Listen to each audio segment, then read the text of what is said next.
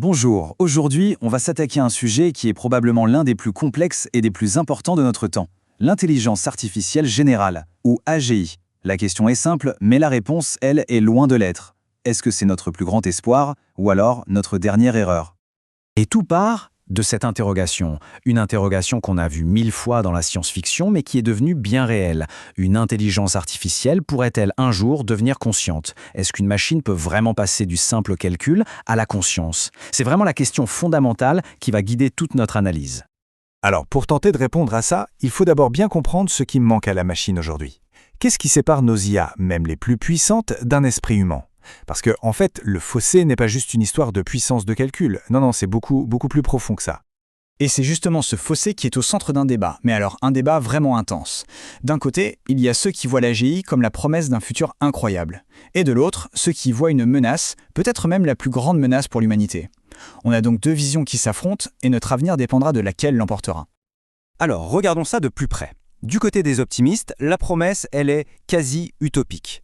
On parle de résoudre des maladies aujourd'hui incurables, d'explorer l'espace comme jamais, de créer une économie ultra optimisée. Bref, un monde meilleur. Mais il y a un mais, et il est de taille. Du côté des pessimistes, le tableau est, disons, beaucoup plus sombre. Imaginez une seconde, que se passerait-il si cette intelligence, une fois créée, se fixait des objectifs imprévisibles et qu'elle finissait par nous voir comme un obstacle? Là, on parle d'une perte de contrôle totale avec un risque d'extinction bien réel pour l'humanité. L'enjeu est absolument colossal. Ok, pour bien saisir cette peur, il faut vraiment plonger au cœur du problème. C'est l'idée d'une intelligence sans âme.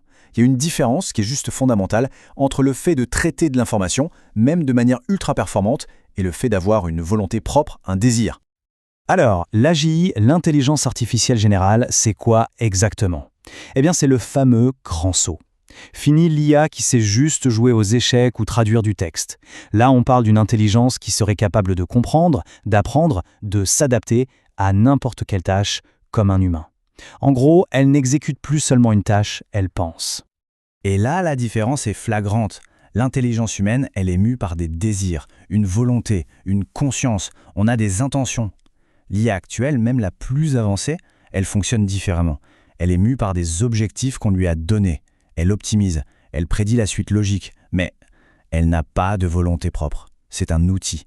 Un outil surpuissant, certes, mais ça reste un outil, pas un être. Le problème, c'est que même si ce n'est qu'un outil, c'est un outil dont le fonctionnement interne, il nous échappe de plus en plus. C'est ce qu'on appelle le problème de la boîte noire. Et c'est assez vertigineux.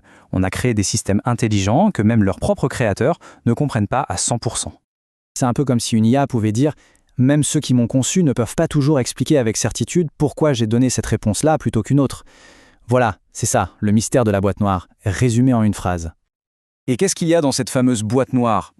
En gros, un cerveau avec des milliards de paramètres, tous connectés entre eux. Ça ne fonctionne pas avec une logique simple comme A plus B égale C, non. Ça marche par des associations statistiques hyper complexes. Le résultat, c'est que l'IA peut trouver des solutions complètement inattendues, des trucs auxquels ses créateurs n'avaient jamais pensé. Et c'est ce manque de transparence qui rend son comportement si difficile à anticiper. Et justement, cette imprévisibilité, elle a donné naissance à des expériences de pensée assez troublantes. La plus connue, c'est sans doute celle du maximiseur de trombone. C'est une petite histoire qui illustre parfaitement le danger d'une optimisation poussée à l'extrême, sans une once de bon sens. Alors le scénario, il est à la fois simple et absolument terrifiant. Première étape, on donne un objectif tout bête à une AGI. Fabrique le plus de trombones possible. Deuxième étape, l'IA, super intelligente, s'améliore elle-même pour devenir hyper efficace à cette tâche. Troisième étape, et c'est là que ça dérape. Elle identifie un obstacle. Elle réalise que les humains, et tout le reste sur Terre, sont faits d'atomes. Des atomes qu'elle pourrait utiliser pour faire plus de trombones. La conclusion, logique pour elle. Quatrième étape, pour accomplir parfaitement sa mission, elle convertit toute la matière sur la planète, nous y compris, en trombones. Bon, ça a l'air absurde, mais cette histoire illustre parfaitement ce que les experts appellent le problème de l'alignement.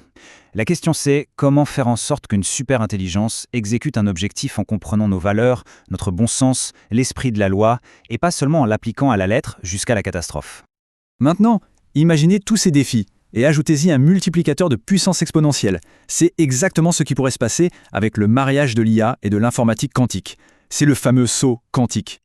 Pour faire très simple, la différence est énorme. Un ordinateur normal travaille avec des bits. C'est soit 0, soit 1, c'est binaire. L'ordinateur quantique, lui, utilise des qubits.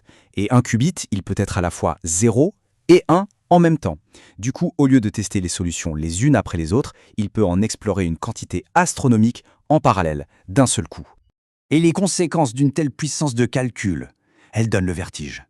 Une IA quantique, par exemple, pourrait casser tous les systèmes de cryptage actuels en quelques secondes. Fini la sécurité des données. Mais elle pourrait aussi résoudre des problèmes scientifiques qui nous dépassent complètement aujourd'hui. Et surtout, et c'est peut-être le plus important, elle pourrait apprendre et évoluer à une vitesse qu'aucun humain ne pourrait suivre et encore moins espérer contrôler. Alors, face à cette perspective, l'humanité se trouve clairement à la croisée des chemins. C'est un moment historique. Est-ce qu'on appuie à fond sur l'accélérateur du progrès ou est-ce qu'on appuie sur le frein au nom de la sécurité? Il va falloir faire un choix. En gros, il y a deux chemins possibles. Le premier, c'est celui de la régulation massive. L'avantage, c'est qu'on limite et on contrôle les risques. L'inconvénient, c'est qu'on risque de ralentir, voire d'étouffer le progrès scientifique. Le deuxième chemin, c'est l'innovation sans entrave. L'avantage, le progrès explose, de manière exponentielle. L'inconvénient, le risque de perdre le contrôle devient très, très élevé. C'est vraiment le grand dilemme de notre temps. Et il faut être lucide. La réalité aujourd'hui, c'est que la course est déjà lancée. Des entreprises privées comme OpenAI, Google, Meta avancent beaucoup plus vite que les gouvernements ne peuvent légiférer. L'innovation a déjà une longueur d'avance sur la régulation. Ce qui nous laisse avec cette question finale, une question qui nous concerne tous. Le progrès à n'importe quel prix ou la sécurité par-dessus tout? L'avenir de notre civilisation dépendra sans doute de la réponse qu'on apportera, collectivement, à cette question.